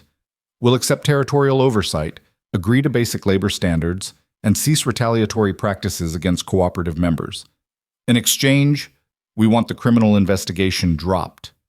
Ethan looked at Mrs. Chen, who'd joined him for this meeting along with two other cooperative leaders. She nodded slightly. We'll recommend the Attorney General focus on regulatory enforcement rather than criminal prosecution, Ethan said carefully. But that's not our decision to make. You'll have to negotiate with him directly. As for the rest, we'll accept your agreement to oversight and standards. But we're keeping the cooperative. It's not negotiable. The association isn't trying to destroy the cooperative anymore, Mr. Crowley. We're trying to survive next to it. Pemberton stood, his defeat evident. The world is changing. You made sure of that. After he left, Mrs. Chen smiled. We won. We survived, Ethan corrected, and built something that might actually last. That's better than winning. The celebrations that night were subdued but genuine. The ranch hands gathered for a meal Lydia had prepared, raising glasses to new beginnings and hard-won victories. Ethan watched them laugh and talk, saw young Pete teaching Thomas a card game, while Sarah helped old Marcus with his arthritic hands, and felt something settle in his chest. This was what success actually looked like. Not cattle counts or land deeds, but people living without fear, working with dignity, building futures instead of just surviving. Later, when the celebrations wound down and the ranch quieted, he found Lydia in the kitchen, as always, cleaning up. But this time, when he offered to help, she set down her towel and turned to face him with an expression he'd never seen before. I need to tell you something, she said quietly. Ethan's stomach dropped. What's wrong? Nothing's wrong. Everything's right, and that terrifies me, but I need to say this anyway. She took a breath. I love you. Not because you saved me or because you're fighting for justice or because you've given my children a future. I love you because you're stubborn and principled and willing to risk everything for what's right. Because you see me, really see me, as a whole person, not just a victim or an employee. Because when I'm with you, I'm not afraid anymore. The words hit like a physical force. Ethan crossed to her, taking her face in his hands.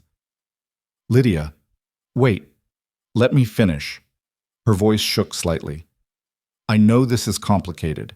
I know you're the ranch owner and I'm the cook, and there are 100 reasons why this might not work. But I also know I'm tired of being afraid of good things, tired of protecting myself from happiness because I'm convinced it'll be taken away. So I'm choosing to risk it, to risk hoping, to risk loving you even though it terrifies me. I love you too. The words came easily, without hesitation. I have sensed that night on the porch when you told me real strength meant asking for help. Maybe before that. And I know it's complicated and I know we have a lot to figure out, but I also know I don't want to figure it out with anyone else. She kissed him then, soft and tentative, and he felt years of isolation crack open into something that felt like possibility, like coming home. When they finally pulled apart, Lydia was crying, but her smile was radiant. What do we tell the children? The truth, that sometimes broken people find each other and build something that makes them whole. That family isn't just blood, it's choosing to stand together through whatever comes. He wiped away her tears gently. And that they're stuck with me now, if they'll have me. They'll have you. Sarah's been planning our wedding for weeks. Ethan laughed, the sound surprising him with its lightness. Has she now? She wants to wear a blue dress and carry wildflowers. Thomas wants to help with the horses. Lydia's expression turned serious. I told them not to get their hopes up, that life doesn't work like stories. But maybe, sometimes, it does. Maybe it does, Ethan agreed. But I'm not rushing you, Lydia. We have time now, time to build this the right way. Make sure it's real. Make sure we're both ready. I'm ready. She said it with certainty. I've been alone and afraid for so long. I'm ready to be together and brave instead. They stood in the kitchen holding each other, listening to the quiet sounds of the ranch settling into night. Outside, the December cold pressed against the windows, but inside was warmth and light and the beginning of something neither had thought possible. 6 months later, they married in a simple ceremony on the ranch, surrounded by the workers who'd become family and the cooperative members who'd become allies. Sarah wore her blue dress and carried wildflowers. Thomas helped with the horses, beaming with importance. And Lydia, dressed in a simple white gown that Mrs. Chen had helped her sew, smiled with a joy that erased every shadow from her face. Ethan watched her walk toward him and thought about the night he'd found her in the barn, terrified and desperate, sleeping on hay with her children. He thought about everything they'd been through since, the fights with the association, the public exposure, the risk and fear and uncertainty. And he thought about what they'd built, not just a cooperative or reformed labor practices or a successful ranch, but a life, a family, a future constructed from broken pieces but no less strong for it. When they exchanged vows, Lydia's voice was steady and sure. I promise to stand with you, to be honest about my fears and my hopes, to build a life that honors everyone who helped us get here, and to never, ever sleep in a barn again. The laughter that rippled through the crowd was warm and knowing. Ethan smiled, taking her hands. I promise to see you, every day for the rest of my life, to value your strength, support your dreams, and make sure our children know they're loved and safe and can be anything they choose, and to keep fighting for a world where no one has to choose between dignity and survival. They sealed it with a kiss, and the ranch erupted in cheers. Mrs. Chen produced a violin from somewhere, and old Marcus revealed an unexpected talent for dance calling, and the celebration lasted until stars filled the Wyoming sky. Later, as the party wound down, Ethan found young Pete helping Sarah practice her reading, while Thomas showed the Martinez brothers his collection of interesting rocks. He saw old Marcus laughing with Jack about something, his hands wrapped in the special braces the Cheyenne specialist had provided. He saw his workers, his friends, building community in the space he'd created. And he saw Lydia watching him from across the yard, her face glowing with happiness, one hand resting on the slight swell of her stomach that held their first child together. She'd told him that morning, her voice trembling with joy and fear in equal measure, another baby, another life to protect and nurture and love. Ethan crossed to her, pulling her close. You all right? Better than all right. She leaned into him. I was just thinking about how far we've come, from that barn to this, from terror to joy. It doesn't seem real sometimes. It's real, all of it. He kissed her forehead. And we built it together. You and me and everyone here who believed change was possible. Do you think it'll last? The cooperative, the reforms, everything we've fought for? I think we'll keep fighting to make sure it does. Nothing worth having comes without effort. He looked out at the ranch, at the people who'd become their family. But yeah, I think it'll last. Because we didn't just change policies, Lydia. We changed minds. Proved that treating people with dignity isn't just moral, it's practical. That communities built on mutual support are stronger than empires built on exploitation. She was quiet for a moment, then smiled. Listen to you. From the man who believed work was enough to the man who understands community is everything. You've come far too. I had a good teacher, a woman brave enough to accept help when she needed it, and strong enough to teach me I needed it too. The music swelled around them, fiddle and laughter and the sound of children playing without fear. Tomorrow would bring new challenges, ranches to manage, a cooperative to maintain, a baby to prepare for, and the ongoing work of building a better system. But tonight was for celebration, for recognizing how far they'd come and honoring everyone who'd made it possible. Ethan Crowley had learned the hardest lesson of his life in a cold barn on an October night. He'd learned that being powerful didn't mean being right, that success built on suffering was hollow, and that real strength came not from standing alone but from having the courage to stand together. He'd learned that sometimes the people you overlook hold the keys to becoming who you're meant to be, that asking for help isn't weakness, and offering it isn't charity, but both are essential acts of human connection. Most importantly, he'd learned that love, real, complicated, hard-won love, was worth every risk, every fight, every moment of doubt. Because at the end of the day, what mattered wasn't how much land you owned or how many cattle bore your brand. What mattered was whether the people you loved felt safe, valued, and hopeful about tomorrow. As he held Lydia under the Wyoming stars, surrounded by friends and family and the life they'd built from ashes, Ethan Crowley finally understood what it meant to be truly successful. And he'd never felt richer in his life.